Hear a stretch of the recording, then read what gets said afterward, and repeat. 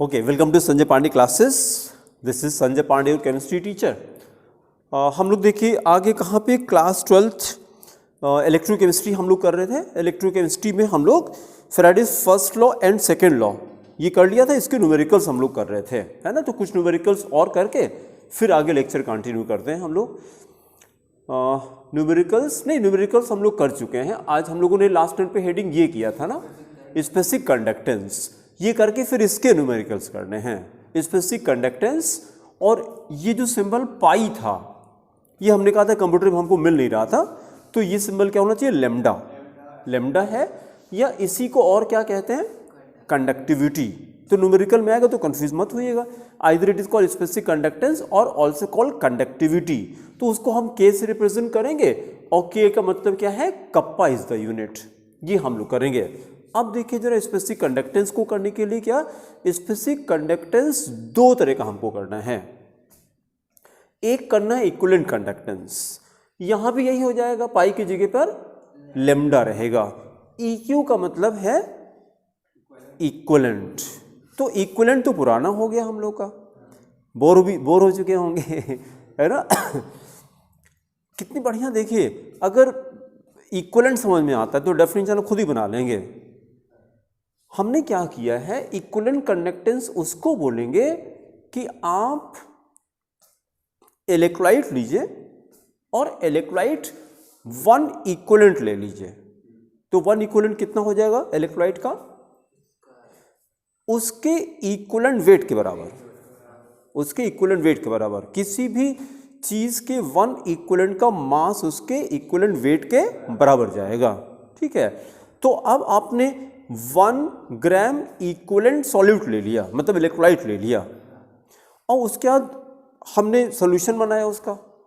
और सॉल्यूशन इतना बनाया हमने कि मतलब पानी हमने इतना डाला उसमें कि जितने में दोनों इलेक्ट्रोड डिप कर जाएं। दोनों इलेक्ट्रोड जो पड़ेंगे उसमें, दोनों इलेक्ट्रोड पूरा डिप रहे, इतना रखना है। और दोनों इलेक्ट्रोड की बीच की दूरी 1 सेंटीमीटर अपार्ट करना है। अब जो कंडक्टेंस प्रोड्यूस होगा उसी को इक्विवेलेंट कंडक्टेंस कहेंगे।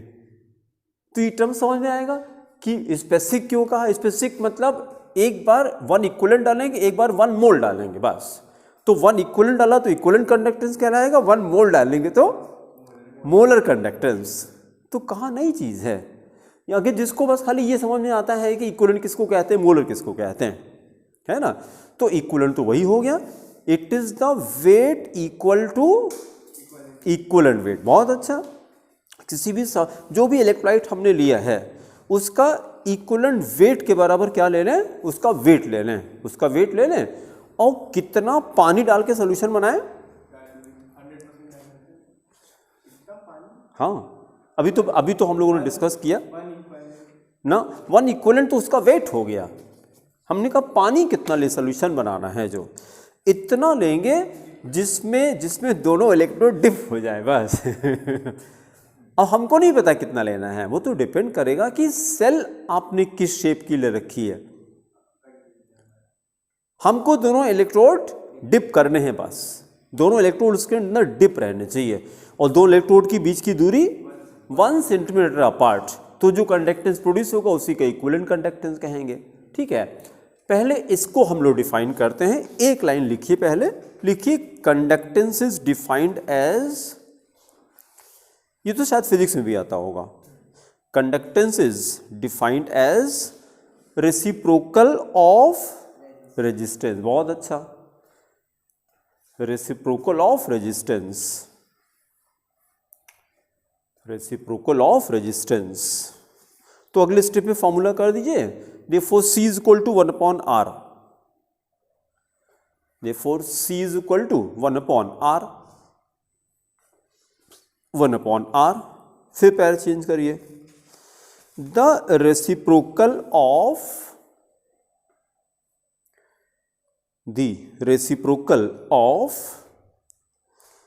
specific resistance, reciprocal of specific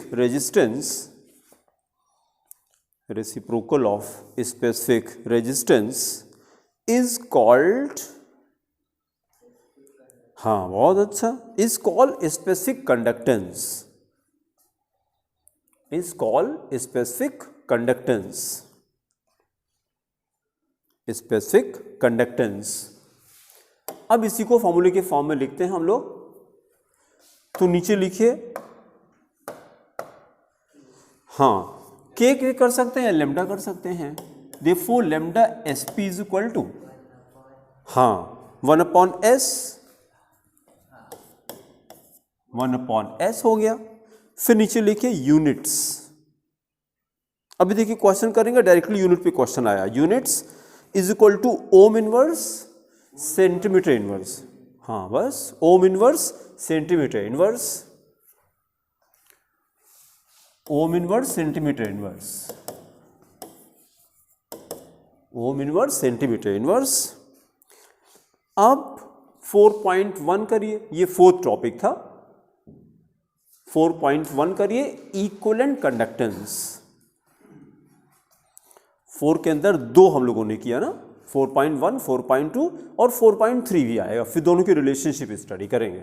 तो 4.1 पे करिए इक्विवेलेंट कंडक्टेंस। सिंबल क्या हो गया, lambda EQ, lambda EQ, lambda EQ। Definition लिखिए, equivalent conductance is defined as,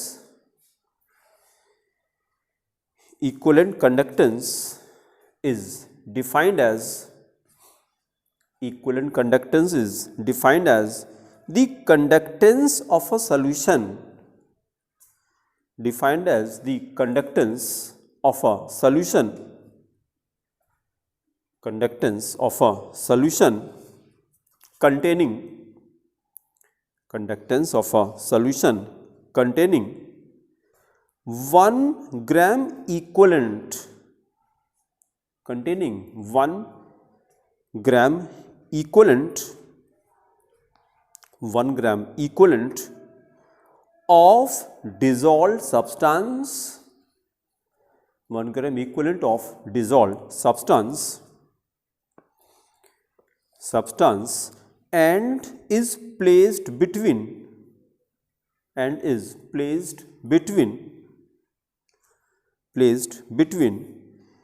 2 parallel electrodes, between 2 parallel electrodes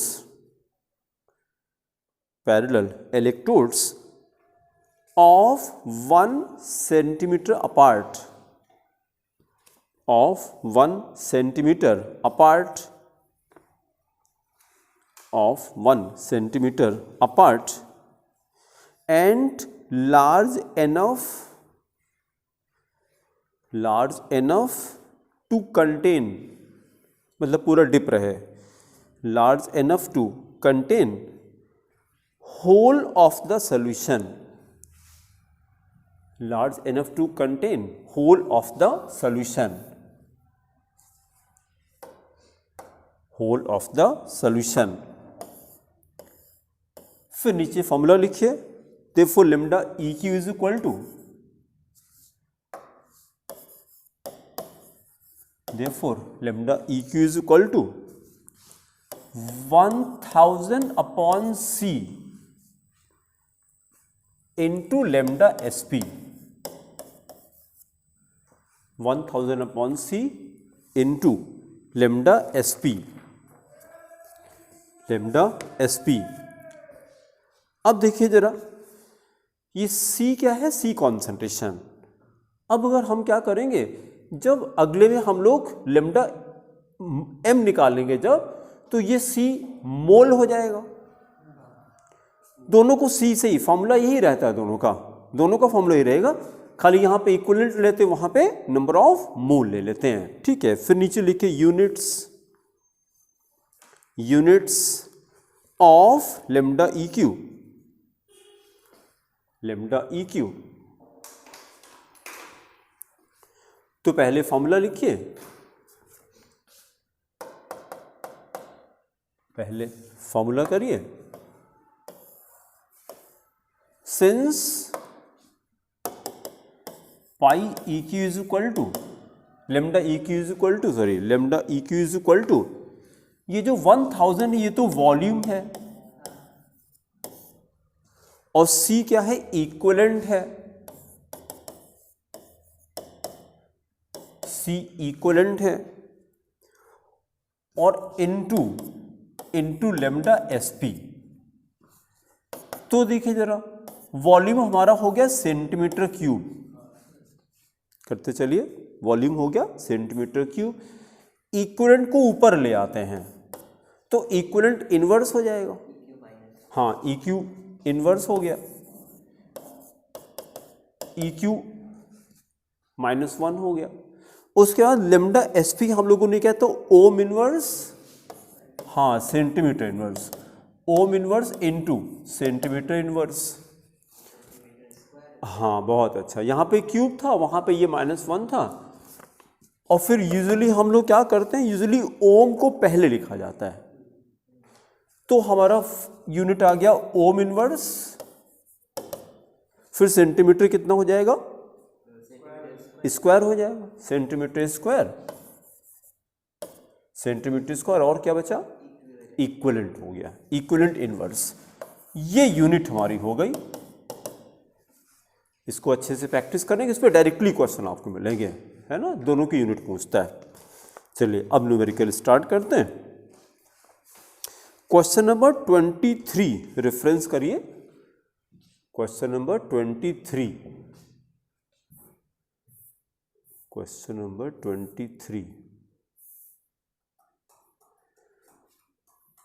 ये कह रहे हैं कि कैलकुलेट, एक लाइन का है, लिख ही लीजिए चाहे, calculate the equivalent conductivity, calculate the equivalent, तो लैम्डा EQ निकालना है, equivalent conductivity of 1m H2SO4, 1m sulphuric acid, 1m sulphuric acid whose specific conductivity is 26 into 10 power minus 2,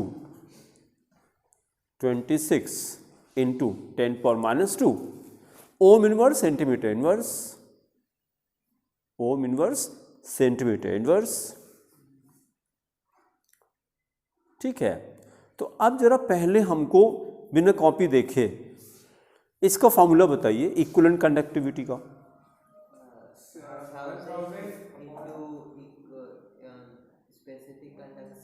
conductance, हाँ, upon equivalent, upon equivalent wait नहीं है, हाँ,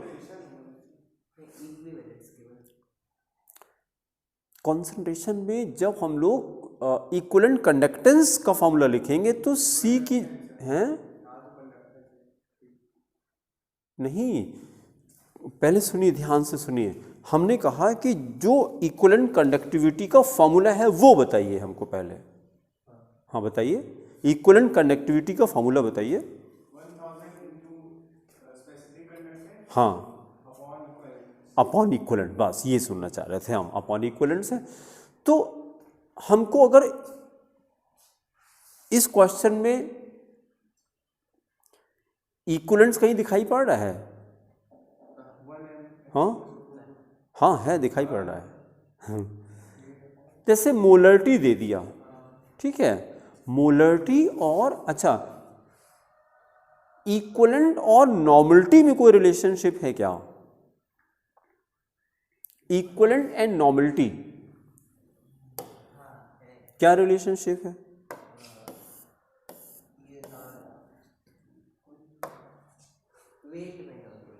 हाँ नहीं, देखिए देखिए इसको देखिए, इक्विवेलेंट्स को अगर वॉल्यूम से डिवाइड कर दें, इसी को नॉर्मलिटी कहते हैं। ये कॉपी में लिखें, normality is equal to equivalents upon volume, normality is equal to equivalents of solute, total equivalent of solute, total equivalent of solute upon total volume, upon total volume. अब देखिए, जैसे अभी आप जब JEE नीट के questions करेंगे तो 2 acid लिया हमने, दोनों को मिला दिया हमने, उसका रिजल्टिंग नॉर्मलिटी आपसे पूछेंगे, रिजल्टिंग नॉर्मलिटी आपसे पूछेंगे। तो आपके दिमाग में आना चाहिए कि नॉर्मलिटी कहते किसको हैं। नॉर्मलिटी यही इसी को कहते हैं, total equivalent upon total volume. अच्छा देखिए जरा, जैसे हमने ये कर दिया, 2 एसिड आपको दे दिया, हमने आपको दिया 50 ml 5NHCl ले लिया, ठीक है, और हमने दूसरा 50 ml 10N HNO3 ले लिया, दोनों को लेके हमने मिला दिया, दोनों को लेके हमने मिला दिया। और अब आपसे क्वेश्चन करते हैं कि रिजल्टिंग नॉर्मलिटी बता दीजिए हमें। हाँ, टोटल वॉल्यूम 100 हो गया, हाँ, और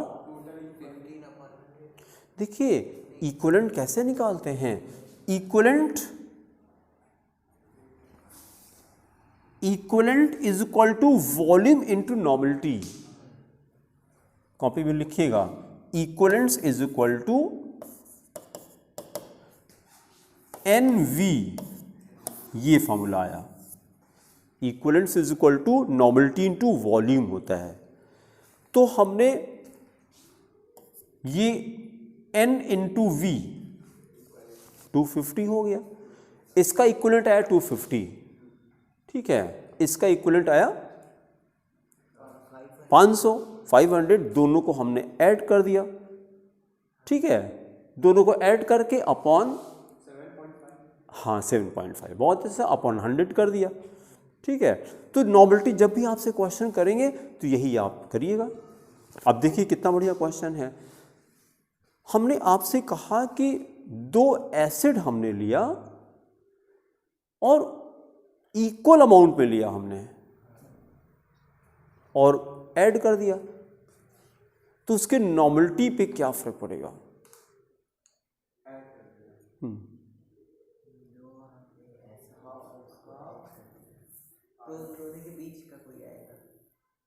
हाफ हो जाएगी। जब हमने कहा इक्वल अमाउंट पे लिया, इक्वल अमाउंट पे लिया हमने, तो जब इक्वल अमाउंट हो तो वॉल्यूम क्या हो गया? 2V हो गया, वॉल्यूम डबल हो गया। जो अच्छा, जो इक्विवेलेंट की हम लोग बात करते हैं तो इक्विवेलेंट अपॉन वॉल्यूम नॉर्मलिटी होती है। जो हम आपको कह रहे हैं कि इक्वल अमाउंट में लिया, मतलब इक्वल वॉल्यूम में हमने लिया, तो वॉल्यूम डबल हो गया तो नॉर्मलिटी हाफ हो जाएगी, ठीक है। तो एक चीज दिमाग में हम लोग रखते हैं, नॉर्मलिटी कहते किसको है? नॉर्मलिटी सिंपली टोटल इक्विवेलेंट, बस इसी को दिमाग में रखे, टोटल इक्विवेलेंट। और इक्विवेलेंट निकालने के 2-3 तरीके मेरे पास हो गए। अब एक तो था हमारे पास वेट अपॉन इक्विवेलेंट वेट, जो पहले हम लोगों ने किया था, equivalent is equal to weight upon equivalent weight. आज ये पता लगा NV is also called equivalent, NV is also called equivalent. अच्छा, अब एक चीज और दिमाग में बैठा लेते हैं, जैसे किसी गैस के केस में, ये बहुत अच्छी इंफॉर्मेशन है, किसी गैस के केस में उसका जो PV होता है वो कांस्टेंट होता है कि नहीं? तभी तो P1V1 is equal to P2V2 आता है। प्रेशर वॉल्यूम का जो प्रोडक्ट हमेशा कांस्टेंट रहता है। तभी तो हम लोग करते हैं कि pressure is inversely proportional to volume, ये रहता है। इसी तरह से जब किसी सॉल्यूशन की हम लोग बात करते हैं तो इसका NV कांस्टेंट होता है, इसको अच्छे से रट लीजिएगा। किसी सॉल्यूशन का, जैसे गैस का PV कांस्टेंट होता है, दोनों को साथ में लिखिएगा तो आपको याद करने में आसानी रहेगी। कि लिखिए like in gases PV is equal to constant, ऐसे याद आ जाएगा आपको, PV is equal to constant, PV is equal to constant. और ये भी लिख लीजिए तो आपको पूरा याद आ जाएगा कि therefore P inversely proportional to V, ये पहले से पता रहता है आपको। किसी भी गैस का प्रेशर वॉल्यूम हमेशा इनवर्स रहता है। उसी तरह से ये लिखते हैं यहाँ पे similarly for solutions, similarly for solutions NV is equal to constant, NV is equal to constant, NV is equal to constant. NV के प्रोडक्ट को कहते क्या है? इक्विवेलेंट कहते हैं। यहीं पे ब्रैकेट में वर्ड्स में लिख लीजिए इक्विवेलेंट, NV को इक्विवेलेंट कहते हैं। तो इक्विवेलेंट पे फर्क नहीं पड़ता है, इक्विवेलेंट में फर्क नहीं पड़ता है। एक हमने एसिड रखी है और ला के हमने पानी डाल दिया, उसके इक्विवेलेंट पे क्या फर्क पड़ेगा? कोई फर्क नहीं पड़ता। इक्विवेलेंट में फर्क नहीं पड़ता है, हाँ, फर्क किससे पड़ेगा? अब देखिए जरा, तो यहां से ये कर सकते हैं n is inversely proportional to v, इन दोनों में फर्क पड़ेगा। भाई कोई गैस रखी थी, आपने प्रेशर चेंज किया चाहे वॉल्यूम चेंज किया, दोनों चेंज हो जाएगा, फिर एक चेंज करें दूसरा चेंज हो जाएगा, लेकिन दोनों का जो प्रोडक्ट होगा वो कांस्टेंट रहेगा। उसी तरह से यहाँ पर भी आता है, आपने लाके पानी डाल दिया या आपने सॉल्यूशन को हीटअप कर दिया, सॉल्यूशन को हीटअप कर दिया तो वॉल्यूम इसका कम हो जाएगा, वॉल्यूम कम हो जाएगा, नॉर्मलिटी बढ़ जाएगी, लेकिन जो हम लोग प्रोडक्ट लेंगे एनवी का वो कांस्टेंट रहेगा, है ना। तो इक्विवेलेंट कभी चेंज नहीं होता है, इसको याद रखिएगा, चाहे आप पानी डालिए या पानी उसमें से निकालिए। तो आगे से अलर्ट रहेगा जब क्वेश्चन हम लोग करेंगे, ठीक है। तो इस वाले क्वेश्चन में हम लोग कर रहे थे 1m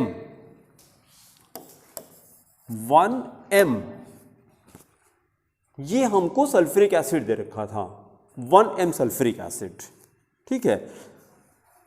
खाली हमें यहां पे ये बताना है, कॉपी में लिखिए molarity is equal to x into normality, x into normality, ये फॉर्मूला होता है, molarity is equal to x into normality, bracket में where x is equal to ना यहां पे मोल फ्रैक्शन नहीं है, ये एसिडिटी और बेसिसिटी, x इज एसिडिटी और बेसिसिटी। अब ये बेस होगा तो एसिडिटी हो जाएगा, एसिड है तो बेसिसिटी हो जाएगी। अब देखिए जरा, सल्फ्यूरिक एसिड के लिए x की वैल्यू 2 आती है, डाइबेसिक एसिड होता है, डाइबेसिक एसिड है, नीचे लिखिए for sulphuric acid x is equal to 2 because it is a dibasic acid, because it is a dibasic acid, dibasic acid. फिर अगले स्टेप पे therefore 1m is equal to 2n हो जाएगा, ठीक है ना। For sulphuric acid 1m is equal to 2n। अच्छा, HCl के लिए क्या, अगर ये HCl लिखा होता तो क्या हो जाता? 1m रहता। तो HCl के केस में या निट्रिक एसिड दोनों मोनोबेसिक होता है, दोनों की नॉर्मलिटी मोलरिटी दोनों बराबर रहती है, लेकिन जब सल्फ्यूरिक एसिड आती है तो अलर्ट रहिएगा, सल्फ्यूरिक एसिड में अलर्ट रहना है। आप सल्फ्यूरिक एसिड को देखिए, सल्फ्यूरिक एसिड कॉन्सेंट्रेटेड की नॉर्मलिटी याद होगी आपको कि नहीं? कॉन्सेंट्रेटेड सल्फ्यूरिक एसिड की नॉर्मलिटी याद होगी आपको? इसको रटिएगा, 36n होती है concentrated sulphuric acid, normality is equal to 36n, ये अच्छे से रटिएगा। इसी को तेजाब कहते हैं, इसी को तेजाब कहते हैं कि अगर स्किन को कांटेक्ट पे तो स्किन बर्न हो जाती, तुरंत बर्न हो जाती है। नहीं होता, लोग तेजाब फेंक देते हैं फेस पे, यही तेजाब होता है 36n। और मोलरिटी इसकी 18m होती है, मोलरिटी है इसकी 18m। तो एक डेटा रट लिया जाए, for sulphuric acid 18m is equal to 36n, एक इसको रट के रखते हैं, क्योंकि सल्फ्यूरिक एसिड तो किंग ऑफ केमिकल्स है ना, 10th में आता है किंग ऑफ केमिकल्स। मेरे ख्याल बिना सल्फ्यूरिक एसिड की केमिस्ट्री पढ़ ही नहीं सकते, बिना सल्फ्यूरिक एसिड तो केमिस्ट्री हो ही नहीं सकती। Hydrogen chloride prepared in the lab with the help of sulphuric acid, hydrogen chloride का जन्म ही सल्फ्यूरिक एसिड से हो रहा है। NaCl को सल्फ्यूरिक एसिड से रिएक्ट कराते हैं तो HCl बनती है, तो HCl बनती है, ठीक है। तो मोलरिटी कितनी? 18m, मोलरिटी 18m होती है और नॉर्मलिटी उसके 36 है, तो डबल हो जाती है। तो अब जैसे हमने आपको दिया, मेरे पास 5m सल्फ्यूरिक एसिड है, तो इक्विवेलेंट कितना हो गया? लिखने की जरूरत पड़ेगी, लिखने की जरूरत पड़ेगी। नहीं भाई, हाँ अरे भाई, हाँ 2.5 हो गया, नहीं उल्टा हो गया। देखिए हैं, हाँ 5m, हाँ तो n हो जाएगा 2.5 और उसका भी 2.5, तो अरे यार डबल हो जाएगा। कितना आप लोग कैलकुलेट कर रहे हैं? 10 हो गया बस, है ना, खाली डबल हो गया भाई। अभी तो हमने यही तो लिखाया, इसलिए तो ये लिखाया हमने, देखिए ना, for sulphuric acid m is equal to 2n, ठीक है, क्योंकि x की वैल्यू 2 आती है यहाँ पे। तो एक चीज़ सल्फ्यूरिक एसिड रट के ले लिया जाए कि डबल हो जाता है, तो पेन की ज़रूरत नहीं है। तो यहाँ पर भी यही दिया था कि जब हमको 1m दिया था तो 1m में नॉर्मलिटी कितनी हो गई? 2n हो गई। तो 2n हो गई तो उसी को तो इक्विवेलेंट कहते हैं, नॉर्मलिटी को ही। तो नॉर्मलिटी इज इक्विवेलेंट्स पर लीटर इसको नॉर्मलिटी। तो आप देखिए जरा, अब तो मेरे ख्याल अब हो जाना चाहिए आपसे, ठीक है। तो चलिए वर्किंग स्टार्ट करिए। फिर आप फॉर्मूला लिखिए, lambda EQ is equal to 1000 upon C, lambda EQ is equal to 1000 upon C into lambda SP, into lambda SP। फिर अगले step is equal to 1000 upon 2 कर दिया जाए, C की वैल्यू इक्विवेलेंट 2 आया, 1000 अपॉन 2, 1000 अपॉन 2,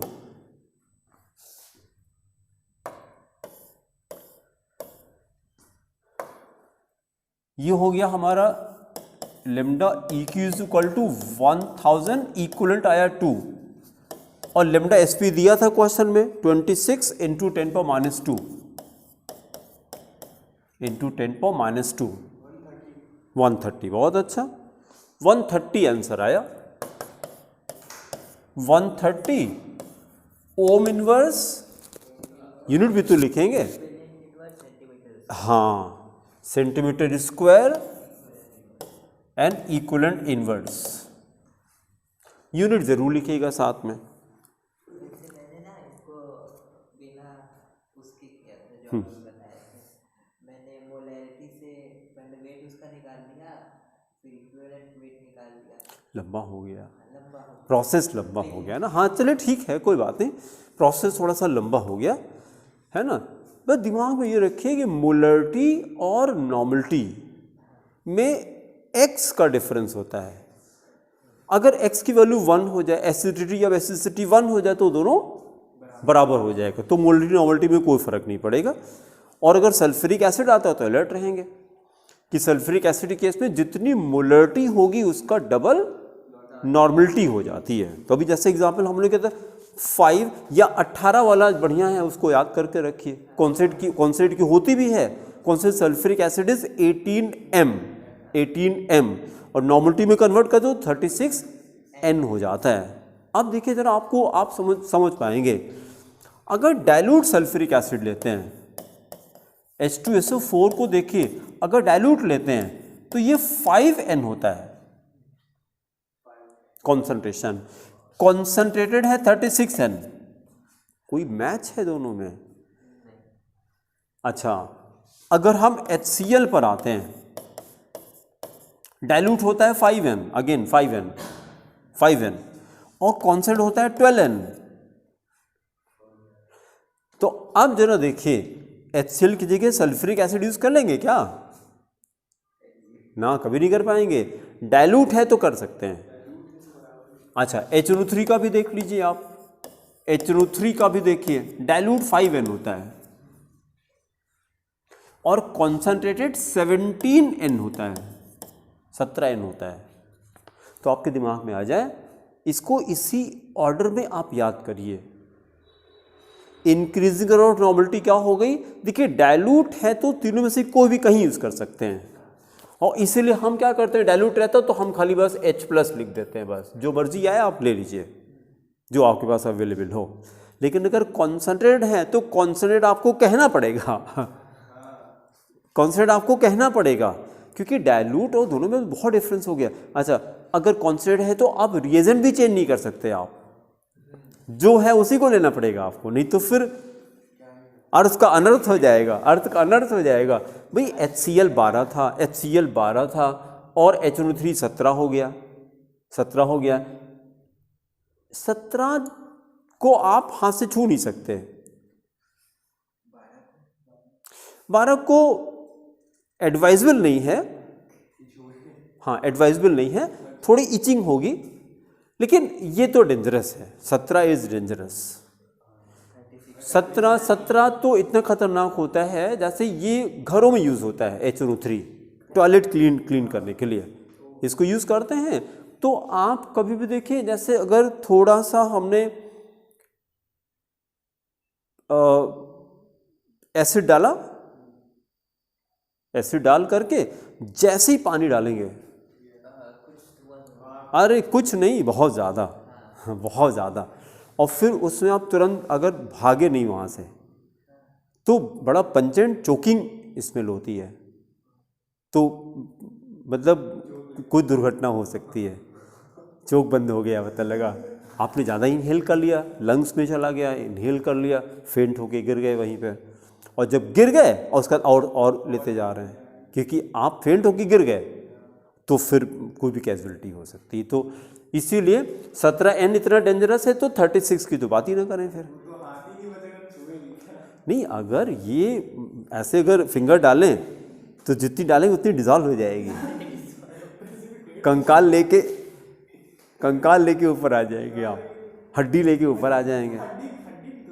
नहीं, हड्डी तो कैल्शियम रहता है, स्केलेटन बचेगा, वही स्केलेटन, ये जो मॉइस्चर वाला पार्ट, मतलब जो मसल है जैसे पानी होगा वो डिज़ोल्व हो जाएगा, वो वाला पोर्शन डिज़ोल्व हो जाएगा, है ना। तो सल्फ्यूरिक एसिड तो बहुत ही मतलब डेंजरस होता है, बहुत केयरफुली यूज़ करना पड़ता है ना। अब इमेजिन करके देखिए कि आज की डेट में अगर आप अपने माइंड पे कंट्रोल नहीं रखते, डिज़ायर्स बहुत ज़्यादा हैं, अगर डिज़ायर्स बहुत ज़्यादा हैं तो डिज़ायर्स जब बढ़ती हैं तो विवेक आपका अच्छे से काम नहीं करता है ना। विवेक का काम क्या होता है? हाँ, डिसीजन लेना अच्छे से कि क्या करना चाहिए क्या नहीं करना चाहिए। लेकिन अब जब माइंड में बहुत ज़्यादा एजिटेशन होता है, एजिटेशन किस चीज़ का, जब अनफुलफिल्ड डिज़ायर्स बहुत ज़्यादा होती हैं, जब अनफुलफिल्ड डिज़ायर्स। और आपको हम एग्जाम्पल 2 मिनट में देना चाह रहे हैं कि बहुत पहले जब हमने पढ़ाना शुरू किया था तो कृष्णा कोचिंग नाम से कोचिंग हुआ करती थी। ऐसे कोई नाम सुना है आपने? अच्छा, Krishna coaching it is suppose to be the father of coachings. Krishna coaching is suppose to be father of coachings. KL Yadav उसके फाउंडर थे, और मतलब उन्होंने कोचिंग वर्ड को इंट्रोड्यूस किया, समझ लीजिए। नहीं तो हम लोग तो ट्यूशन जानते थे पहले, है ना। और कृष्णा कोचिंग KCI के नाम से वो चलती थी। अब एकाएक लक्ष्मी जी मेहरबान हो गई, फिर पता लगा कि मेडिकल के 40 बैच, 40 बैच मेडिकल के, इसी तरह से IIT के बैच 50 बैच, PCSJ जुडिशरी का बैच चल रहा है, मतलब इस तरह से पैसा। तो मतलब पैसा इतना ज़्यादा कि लड़के की शादी जब किया तो 100 BMW यहाँ से बनारस जा रही है, एक लाइन से ऐसे जा रही है। लगेगा कि ये तो कोई फिल्मी कहानी बता रहे हैं, हाँ फिल्मी स्टोरी सुना रहे हैं, but it was a reality. लेकिन अब देखिए अपने पॉइंट पर आना चाह रहे हैं। लड़का डॉक्टर नहीं था, डॉक्टर, लड़का उनका डॉक्टर बना, और पैसा जब आया तो बुद्धि खराब हो गई। उसके बाद फिर जब शादी हुई तो वाइफ से कुछ खटपट, जैसे भी सिंघानिया साहब, जब पैसा ज़्यादा हो गया तो ज़्यादा खुश मत होइए, चांसेस ज़्यादा हैं कि आपके दुख का कारण बनेगा, ये चांसेस ज़्यादा हैं, कुछ कह नहीं सकते। अगर आप शुरू से ही थोड़ा थोड़ा शास्त्रों का अध्ययन करते रहिए along with your स्टडीज़। शास्त्र का मतलब गीता है, रामायण है, मतलब जो स्पिरिचुअल बुक्स हैं वो ज़रूर पढ़िए, साथ में ज़रूर पढ़िए, ठीक है। वो आपको कंट्रोल करके रखेगी, इसको लाइफ का अपने हिस्सा बना लीजिए। along with physics, chemistry, maths, bio, जो कुछ भी करते हैं, ठीक है, क्योंकि 1 मिनट लगता है मन को शैतानी करने में।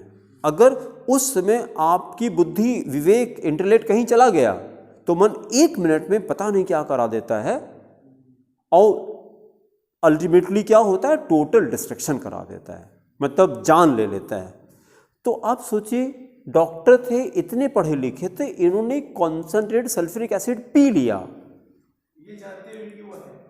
अरे यार डॉक्टर है वो, क्लास 11 का बच्चा जानता है, वो लेके आया। हाँ वो ले, अब लड़ाई होती है ना, जैसे आजकल के बच्चे नहीं हाथ वाथ काट लेते हैं, तो वो किस लिए काटते हैं, जिससे सिंपैथी हो। उसी का थोड़ा एडवांस वर्जन था ये भाई, वो थोड़ा वो वाला था, ये थोड़ा एडवांस वर्जन हो गया है ना, अपग्रेड कर दिया इन्होंने, सल्फ्यूरिक एसिड ही लेकर के वो वाइफ के सामने हाँ पी लिया इन्होंने। जब पी लिया तो पूरा एसोफेगस डिसॉल्व हो गया, फिर डेथ हो गई। लेकिन वो डेथ बड़ी पेनफुल हुई क्योंकि ऑर्गन ही नहीं बचे, डाइजेस्टिव सिस्टम पूरा डिसॉल्व हो गया। अब क्या कहा जाए, मतलब ये हमने एग्जाम्पल आपको दिखाया कि अगर माइंड, अभी कल हमने इसको आप लिखिएगा, पहले सुन लीजिए। सेंटेंस आया है mind your mind, mind your mind, क्या मतलब हुआ इसका? नहीं, कंट्रोल नहीं करना है, ऑब्जर्व करते रहना है, उसको देखते रहना है कि क्या शैतानी करने जा रहा है, ये ऑब्जर्व करते रहना है। और अगर आपने इसको छूट दे दिया है, जो मर्जी आए करे, तो फिर सर्वनाश करेगा ये, तब सर्वनाश करेगा। मन को काम करने के पहले इंटेलेक्ट को ला करके खड़ा कर दीजिए कि भाई इनसे पूछ लीजिए तो आप करिए, हाँ सुपरवाइज करिए।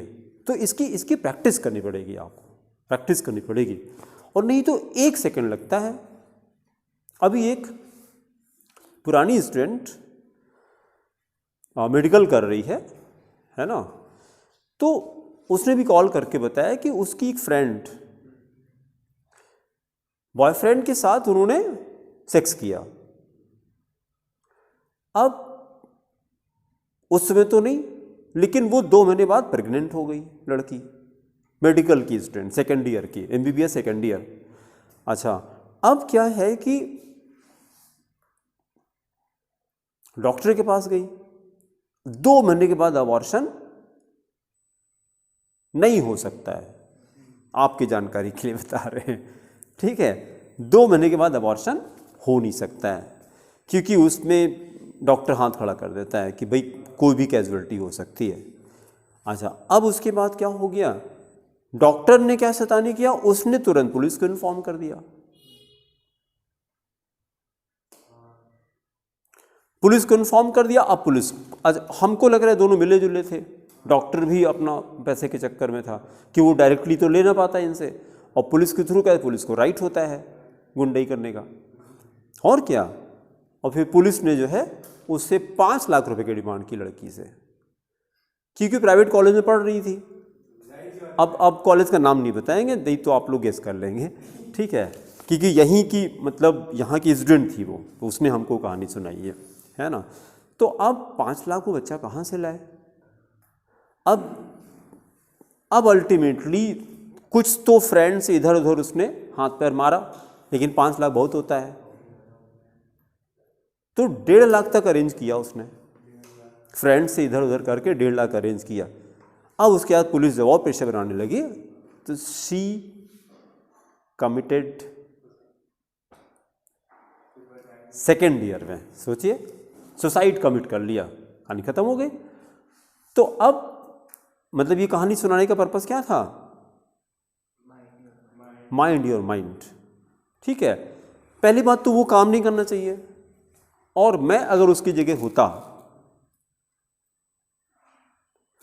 तो मैं उसको एक्सेप्ट करता अपने बच्चे को। मैंने कोई गलत नहीं किया है, ठीक है। और उसके बाद उस लड़के से मैं कहता, अगर मैं लड़की होता तो, कि अब तुमको शादी करनी पड़ेगी और नहीं तो तुमको हम जान ले लेंगे तुम्हारी हम, ठीक है। और खुल के बोलेंगे, चारों तरफ बोलेंगे, तुम कहीं भाग के जा ही नहीं पाओगे, है ना। और फिर यार कोई क्राइम नहीं किया है मैंने, कोई क्राइम नहीं किया है मैंने, दोनों की कंसेंट से हुआ था और दोनों छोटे नहीं, मेडिकल के स्टूडेंट हैं, पढ़े लिखे हैं, ठीक है। यंग एज में होता है, हो गया, लेकिन उसका ये मतलब नहीं कि जान ले ली जाए ना, ये तो बहुत गलत बात थी। उसकी जगह पे मेरा डिसीजन, हमसे अगर राय ली जाती तो हम कहते यार गो फॉर इट। नहीं, अब तो क्या हुआ, अभी उसकी बात नहीं करते हम, उसकी बात करते क्या करना चाहिए था। घर वालों से जाके बताते कि आई एम सॉरी बट मैंने ये किया है और मैं अबॉर्ट नहीं कराऊंगी, ये बच्चा है, मैं इसको जन्म दूंगी और इससे शादी करेंगे। और अगर उसने शादी के लिए मना किया तो सीधे तुम्हारे पर सल्फ्यूरिक एसिड फेंक देंगे तुम्हारे ऊपर हम, है ना। कुछ भी कर सकते हैं भाई, तुम हमारी ज़िंदगी के साथ खेल रहे हो तो तुम्हारे साथ भी खेलेंगे हम, दोनों लोग साथ में खेलेंगे, अकेले नहीं खेलने देंगे तुमको, ठीक है। लेकिन सुसाइड नहीं करेंगे यार, कभी नहीं, ये काम कभी नहीं करना है। और करनी है तो अकेले क्यों, अरे और क्या, दोनों लोगों ने किया था तो दोनों लोग साथ में चलेंगे, ठीक है। चलिए, ये तीनों अच्छे से लर्न कर लीजिएगा, है ना, तीनों वैल्यूज़ को लर्न किया। अगर डायल्यूट है तो तीनों में कोई फर्क नहीं होता है ना, चाहे तो लिख लीजिए इसको। पहले HCl लिखिएगा, HCl के लिखिए 5N 12N, HCl 5N 12N। HNO3 है 5N और 17N 17। हाँ, डायल्यूट के लिए तीनों सेम है। हाँ, 5N नॉर्मलिटी 5N। फिर तीसरा सल्फ्यूरिक एसिड लिखिए H2SO4, 5 है और 36N है, 5N और 36N, 5N 36N, ठीक है। तो पहले वाले का आंसर क्या निकला, 130 ओम inverse centimetre square equivalent inverse, ठीक है। दूसरा क्वेश्चन करिए 24, question number 24।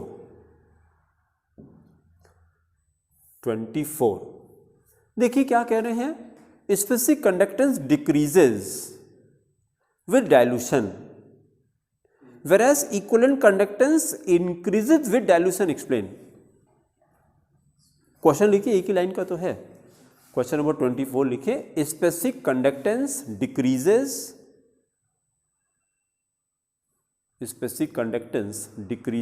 with dilution whereas equivalent conductance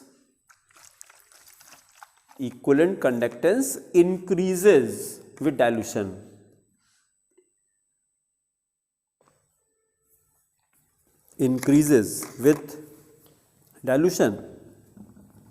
Full stop, explain।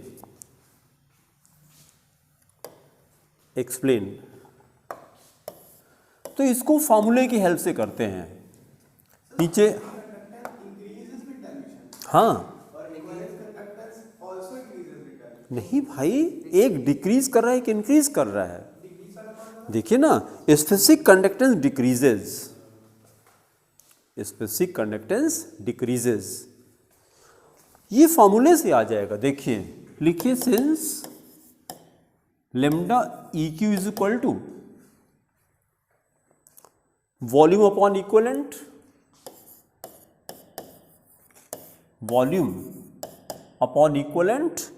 Into lambda SP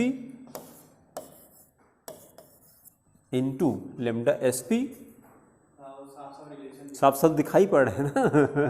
कहना क्या है, तो नीचे करिए, therefore lambda EQ proportional to volume, साफ साफ दिखाई पड़ रहा है,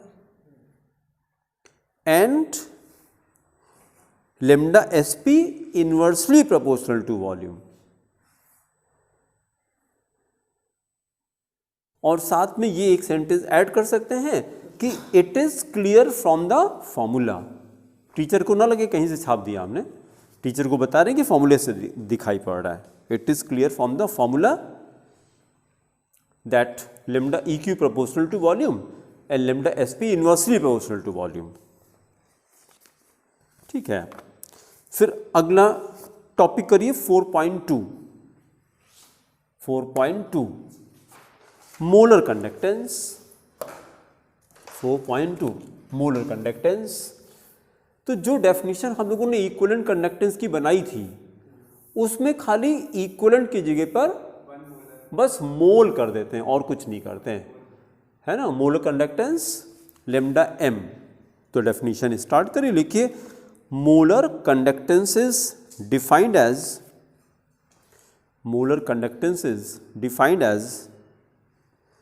molar conductance is defined as the conductance of a solution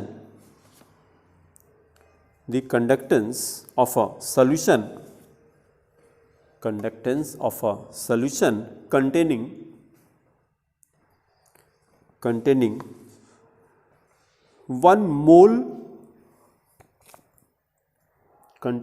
1 mole of the dissolved substance,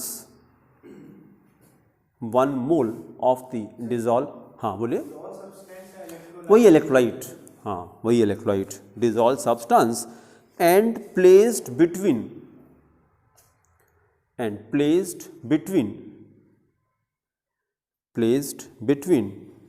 two parallel electrodes,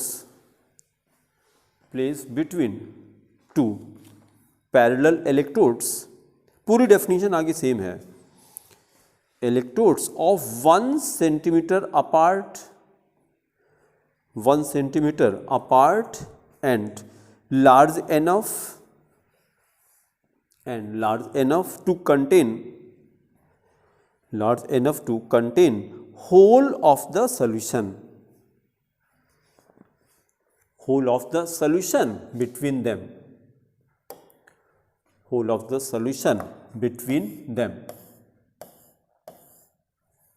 फिर नीचे फॉर्मूला करिए, लैम्डा m, पहले लैम्डा EQ किया था, अब lambda m is equal to 1000 upon c into lambda SP। एकदम से वही फॉर्मूला चल रहा है, लैम्डा SP। फिर नीचे यूनिट्स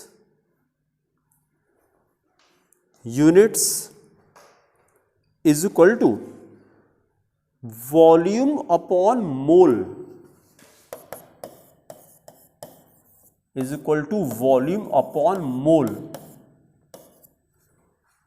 इंटू लैम्डा SP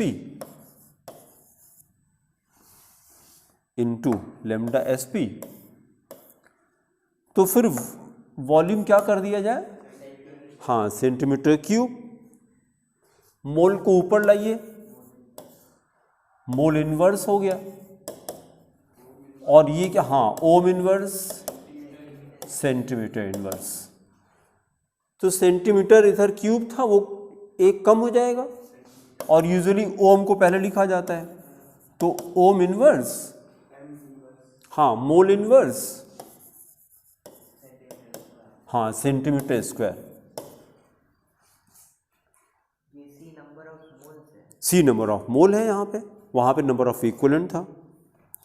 ठीक है, फिर अगला टॉपिक करिए 4.3 relationship between lambda EQ and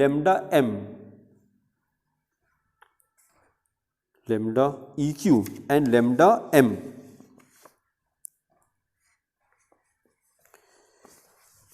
directly formula लिखिए, ये होता है लैम्डा EQ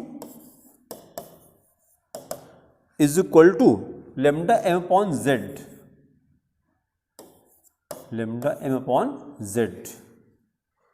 ये बार बार हमसे पाई की गलती हो जाती है, लैम्डा बस upon z, where z is equal to number of charges,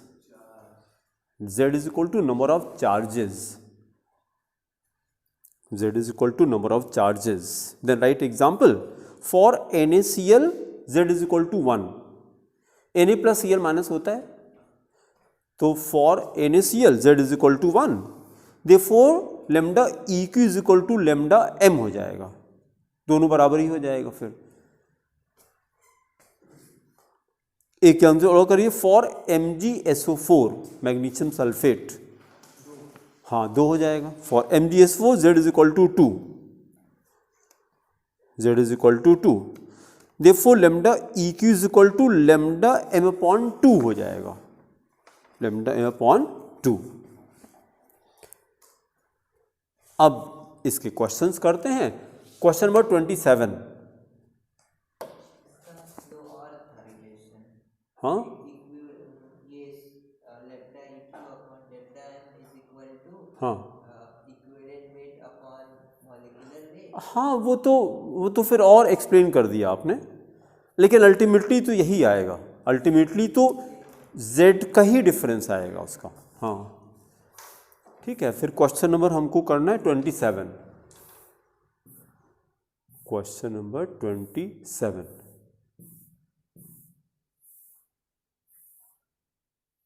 हाँ ये है 27, लिख लीजिए, एक लाइन का है।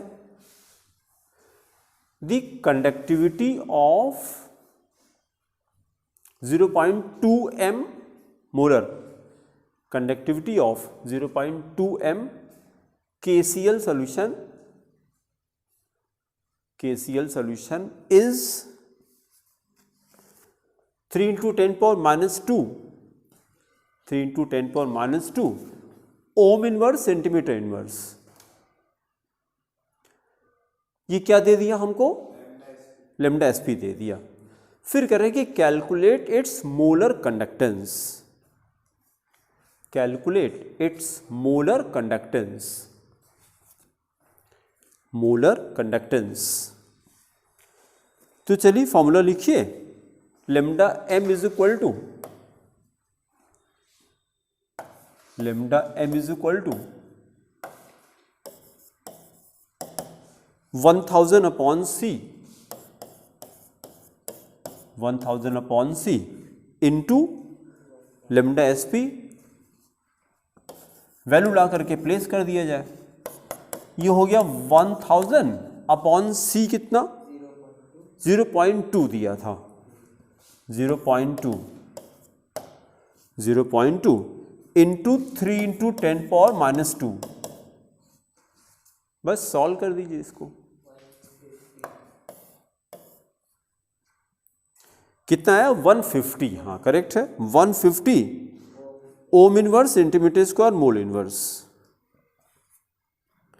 150 हाँ सेंटीमीटर स्क्वायर, सेंटीमीटर स्क्वायर। ठीक है, फिर अगला देखिए 28,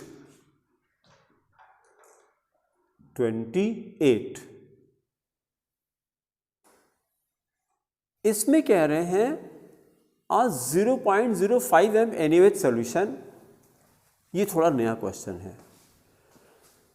ऑफर्ड रेजिस्टेंस दिया इन्होंने यहाँ पे हमको, हाँ रेजिस्टेंस हमको दे दिया in conductivity cell if the cell constant, ये नया क्वेश्चन है। सेल कांस्टेंट यानी L/A, हाँ वो भी कह सकते हैं। अभी एक फॉर्मूला नया लिखेंगे हम लोग, सेल कांस्टेंट दिया है तो determine the molar conductivity of the solution. ठीक है, वर्किंग स्टार्ट करिए। पहले लिखिए molarity is equal to, molarity is equal to 0.05 m, ये दिया था क्वेश्चन में। फिर लिखिए resistance R is equal to, ये दिया था 31.6 ओम, 31.6 ओम। फिर नीचे लिखे दिए for conductance is equal to, conductance is equal to 1/r हो जाएगा, 1/r हो गया। सॉल्व मत करिए इसको, 1/31.6 ही रहने दीजिए बस। ओम इनवर्स, अच्छा फिर लिखिए सेल कांस्टेंट दिया है क्वेश्चन में 0.378 सेंटीमीटर इनवर्स।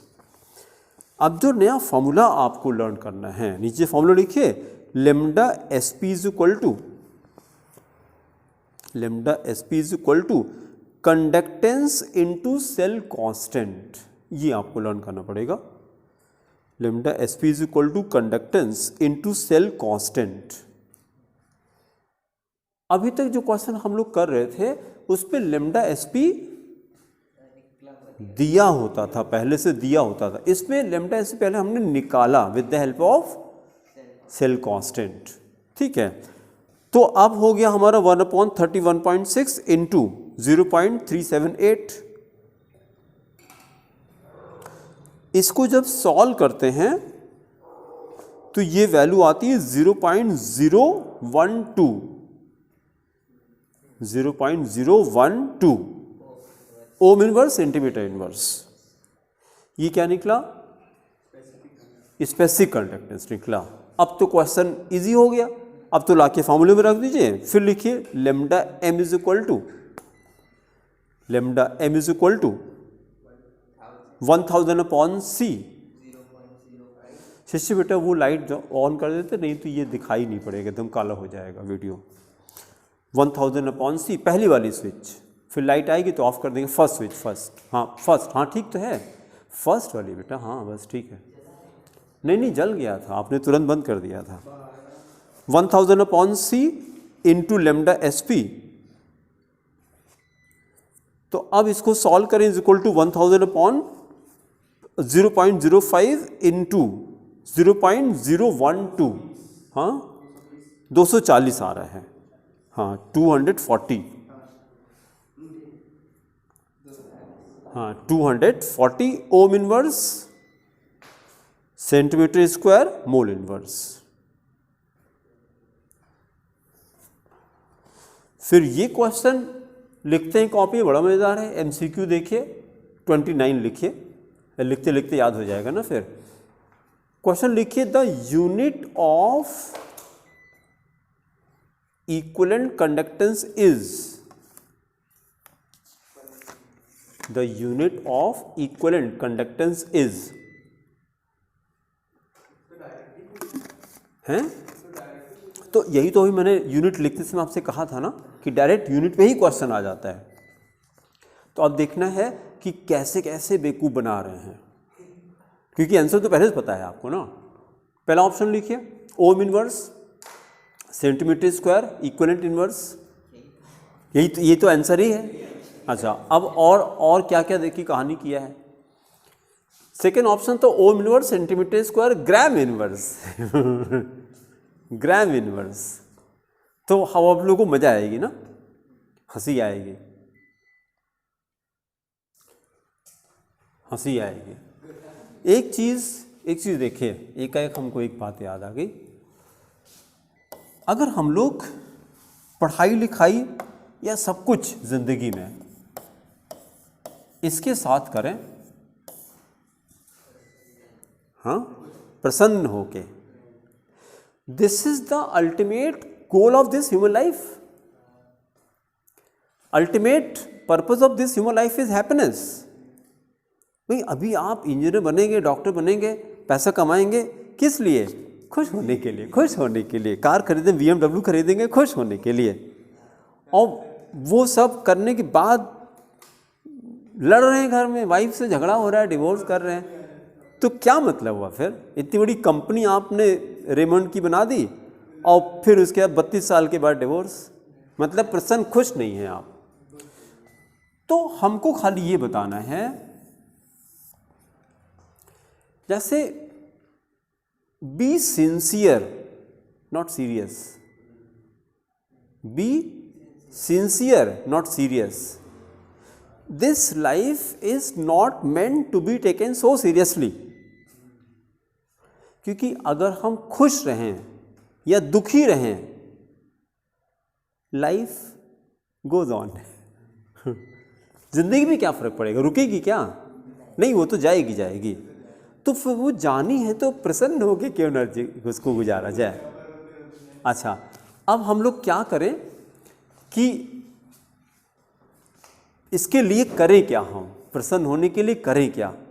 इसकी डेफिनेशन क्या है? इसकी डेफिनेशन है ज़ीरो कंप्लेंट लेवल पे जिंदगी जीना है, बस।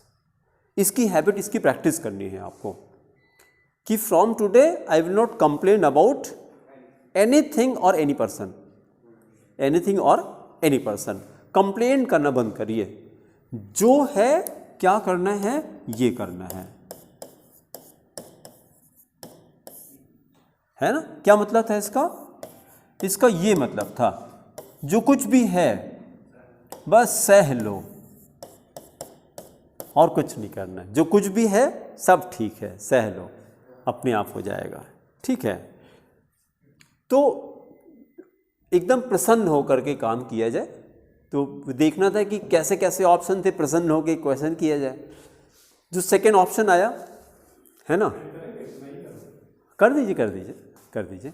सेकेंड ऑप्शन ये हंसने वाला लग रहा था ना, ग्राम इनवर्स ये थर्ड ऑप्शन लिखिए, ओम टू द पावर 1 हो गया, सेंटीमीटर स्क्वायर इक्विवेलेंट इनवर्स। यहाँ पे ओम में गड़बड़ी कर दी, ओम इनवर्स होना चाहिए था।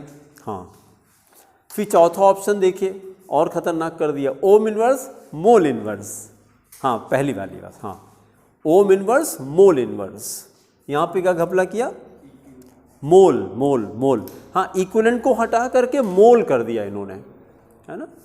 तो पहला वाला आंसर हो जाएगा, पहले वाले पे टिक कर दीजिए, पहले वाले पे टिक कर दीजिए।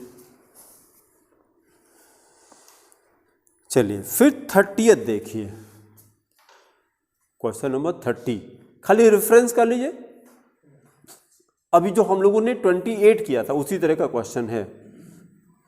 क्वेश्चन नंबर 30 देखिए, a solution of 0.1 n KCl। तो जो जो गिवन है पहले लिखते चलिए। 0.1 n लिखिए, कॉन्सेंट्रेशन दिया है 0.1 n, offers a resistance of 245 ohms। तो फिर नीचे लिखा जाए resistance R is equal to 245 ohm, 245 ohm। Calculate specific conductance, अगर ये ना भी कहते तब भी हम निकालते, बिना इसके तो गाड़ी बढ़ेगी नहीं। Specific conductance and the equivalent conductance of the cell. तो पहले इससे हम लोग क्या कर लें, कंडक्टेंस निकाल लें। चलिए स्टार्ट करिए, कंटिन्यू करिए। Therefore conductance equal to 1/r। Solve मत करिए, वैसे रख दीजिए 1/245, उसको वैसे रहने दीजिए। सेल कांस्टेंट गिवन है हमको 0.571। Cell constant is also given, लिखिए। अब उसके बाद सेल कांस्टेंट की हेल्प से क्या निकाला जाए, लेमडा एसपी निकाल लिया जाए। हाँ लिखिए, lambda SP is equal to conductance into cell constant, conductance into cell constant. तो कंडक्टेंस हमारा था 1/245, 1/245 इंटू 0.571, 0.571। इसको सॉल्व करते हैं तो वैल्यू आ रही है 0.0023, 0.0023 ओम इनवर्स सेंटीमीटर इनवर्स। ये हमारा निकल आया, लेमडा एसपी निकला। हाँ, अब इसकी हेल्प से हम लेमडा EQ, हाँ लिखिए, lambda EQ is equal to 1000/c, 1000/c, 1000/c into lambda SP, into lambda SP. बहुत अच्छा। 2.3 नहीं 2.3 नहीं आ रहा है, 23 आएगा। 1000/0.1 है ना, 1000/0.1 इंटू 0.0023। तो इसको जो सॉल्व करेंगे 23 आ रहा है, 23 आ रहा है। 23 ओम inverse centimetre square equivalent inverse, equivalent inverse. ठीक है, अब क्वेश्चन का पैटर्न थोड़ा चेंज हो रहा है। 31 देखिए, खाली रेफरेंस लिखिए, क्वेश्चन लिखिए मत, शीट में तो हाई है। ये कह रहे हैं कि sodium has atomic weight 23 and calcium 40। फिर कह रहे हैं कि same amount of electricity is passed through the aqueous solution of NaCl calcium chloride. तो इसमें सोडियम डिपॉजिट करेगा, इसमें कैल्शियम डिपॉजिट करेगा। लेकिन जब सेम अमाउंट पास किया तो इक्विवेलेंट सेम हो गया, बहुत अच्छा। फिर हमसे करेंगे if the wait of sodium deposited is 2.3 gram, what wait of calcium will be deposited. हाँ, बहुत अच्छा। तो चलिए स्टार्ट करते हैं। सबसे पहले तो इक्विवेलेंट वेट अलग से निकाल लिया जाए। पहले लिखिए equivalent weight is equal to atomic weight upon valency, इसको अलग से निकाल लिया जाए। Equivalent weight is equal to atomic weight upon valency. Therefore equivalent weight of Na, therefore equivalent weight of sodium 23 upon 1, तो 23 हो गया। फिर equivalent weight of calcium 40/2 कर दीजिए, हाँ 20 हो गया। अब हाँ, चाहे नंबर ऑफ इक्विवेलेंट्स किसी का निकालना या सीधे वो वाला फॉर्मूला करते हैं according to Faraday's second law. ये लिखिए according to Faraday's second law, according to Faraday's second law, according to Faraday's second law, weight of sodium upon weight of calcium, weight of sodium upon weight of calcium is equal to equivalent weight of sodium upon equivalent weight of calcium। ये था ratio of weight is equal to ratio of equivalent weight. अब value ला के place कर दें। Sodium दिया था हमें 2.3 ग्राम, कैल्शियम को x कर दीजिए, इज इक्वल टू 23 अपॉन 20, बस x निकाल दीजिए।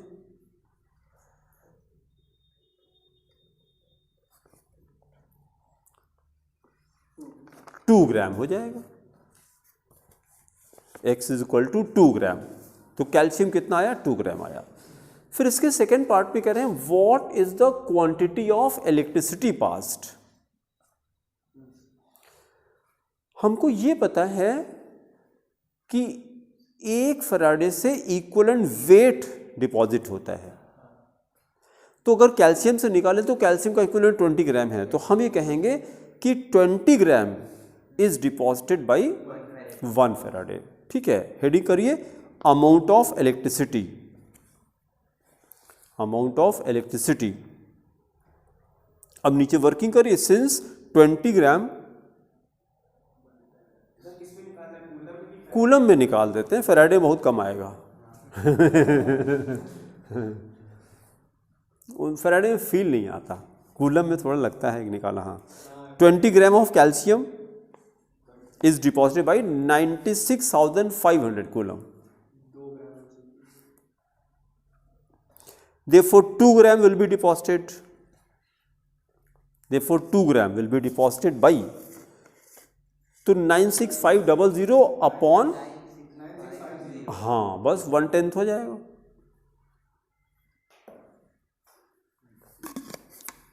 वन टेंथ हो गया। फिर देखिए 33, question 33। This was a very old IIT question, very old. नहीं, ये IIT का था। नहीं, तब उसमें एक ही होता था, लेकिन जिस समय का पेपर है उसमें सिलेबस नहीं होता था। जो पढ़ना है पढ़ लीजिए। हाँ, जब नारायण मूर्ति का नाम सुना है, इन्फोसिस का फाउंडर के नारायण मूर्ति, और जब उन्होंने दिया था IIT क्वालिफाई किया और फादर ने मना कर दिया कि बेटा इतना पैसा नहीं मेरे पास, तुम किसी ऐसे, क्योंकि 7 भाई बहन थे तो पैसा नहीं था, तो ये पुणे की किसी कॉलेज से जाके बीटेक कंप्लीट किया, वहाँ टॉप किया, और उसके बाद वहाँ पे लाइन लगने लगी इनकी वजह से। और उसके बाद फिर इन्होंने क्या किया, इनका सपना था IIT कानपुर, और फिर एमटेक किया, लेकिन अपने पैसे से किया।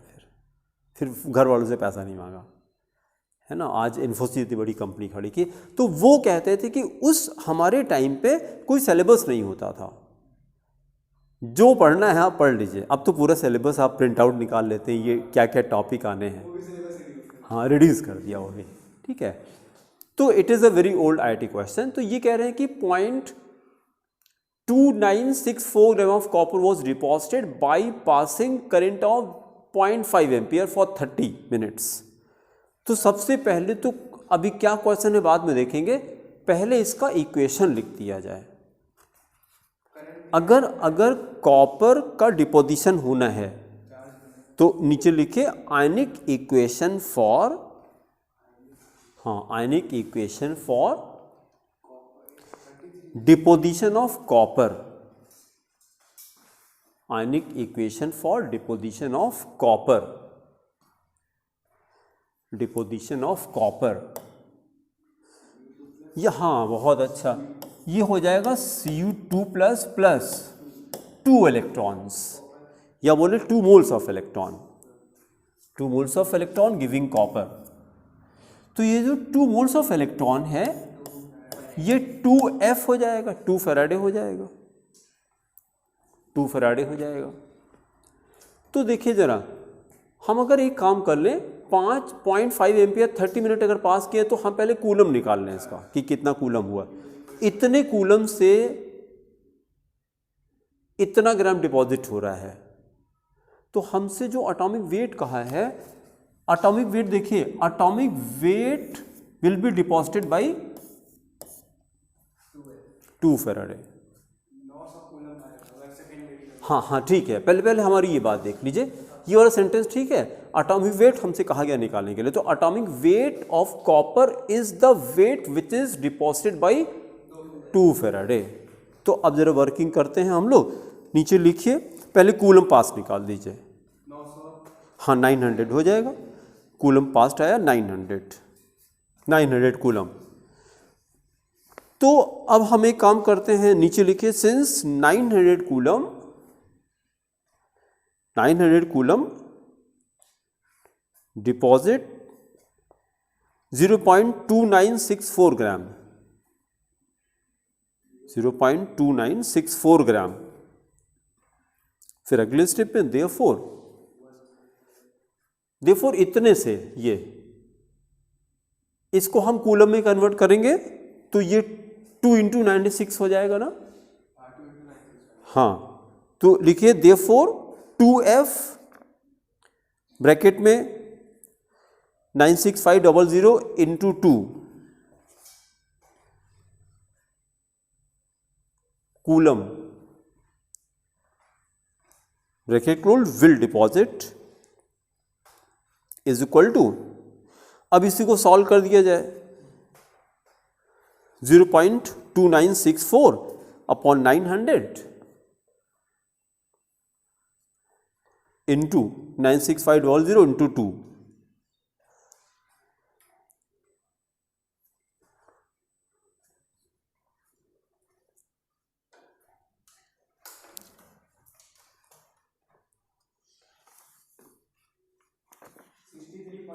हाँ बहुत अच्छा, 63.5 यही इसका आंसर हो गया।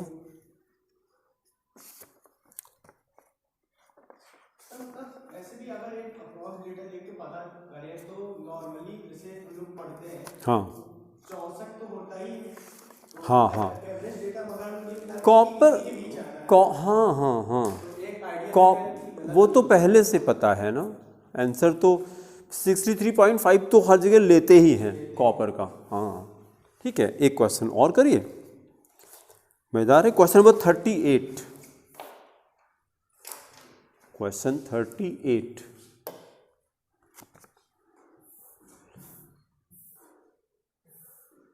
इसमें कह रहे हैं कि current of 5 ampere was allowed to pass through acidified water for 250 minutes। सबसे पहले तो लिखी कूलम पास्ट, अभी क्वेश्चन बाद में देखेंगे, पहले कूलम निकाल लिया जाए क्योंकि बिना उसके कुछ करेंगे नहीं हम।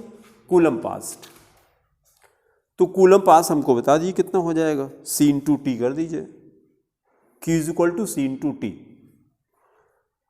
तो 5 × 250 × 60, कहाँ पे सेकंड में दिया, मिनट में दिया था ना ये। हाँ तो अलर्ट रहना है। 75,000 कूलम्स, हाँ 75,000 कूलम्स। अब क्वेश्चन देखते हैं क्या कह रहे हैं ये कह रहे हैं कि what wait of water will be decompose after 250 minutes, मतलब 75,000 कूलम से कितना वाटर डिकम्पोज करेगा, ये क्वेश्चन है। तो हमको एक चीज़ पता है कि 1 फैराडे से 1 इक्विवेलेंट डिकम्पोज करेगा, ये पहले से पता है।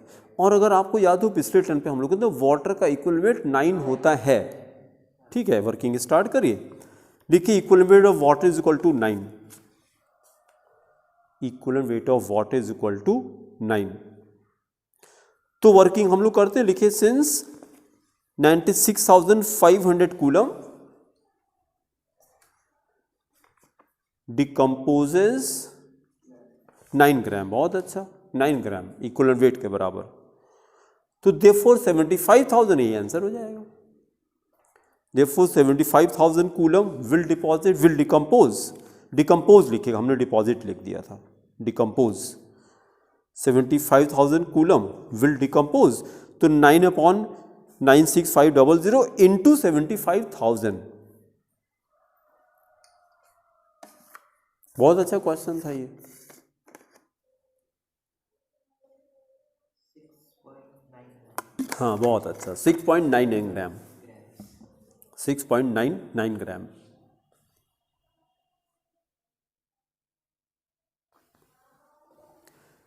क्योंकि 96,000 अगर होता तो कितना, 96,500 अगर पास कर देते तो 9 ग्राम डिकम्पोज कर देता, है कि नहीं। अच्छा, अब ऐसे ओरली हमको बताइए, वाटर का हमको